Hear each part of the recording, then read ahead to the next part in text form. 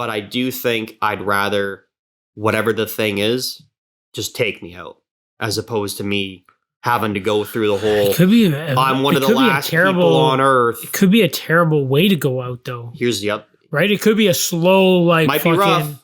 Yeah, might be really rough, but it's temporary. Very temporary. The apocalypse is permanent. Like the surviving the apocalypse. Well, yeah. Here's the other thing that they never talk about in apocalypse movies. This whole area is going to be fucked anyway, because there's nuclear reactors around here. Oh, God. You would have to leave. Fuck. Yeah, like you're going to have Chernobyls all over the place. Anywhere there's a nuclear reactor, as soon as it stops being attended to, it's going to melt down and explode. Yeah. And you're going to have vast areas that are filled with radiation that you won't know about. You can't even go there after. But you're not going to know because it's the apocalypse. So you're going to be wandering through the fucking woods. Dead.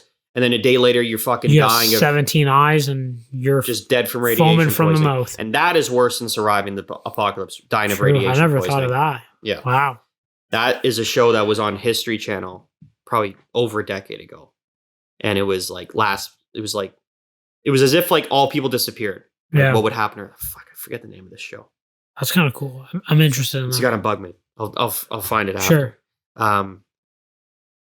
Earth after people, or life after people, something like that. And I never thought of that. And one of the episodes. But wouldn't they just shut them down? No, you would think. No, because society's collapsing. So you also have to consider the fact that if it's a virus, what's the chances that nobody that knows how to?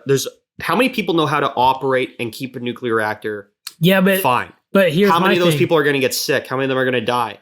Here's my thing, right? Like if the outbreak happens, you would think somebody would go and hit the. But there is no the red stop button. There's no stop button on nuclear reactors. Oh, well, that's an issue. Maybe we should look into that. Yeah, there's no like off switch. You can't turn them off. Fuck. And that's why it's good energy, but it's also like expensive to maintain. Yeah. And it's why hydro costs are high, because there's no like, okay, we only need our peak hours are between these hours and these hours, so we'll just run the reactor for that time.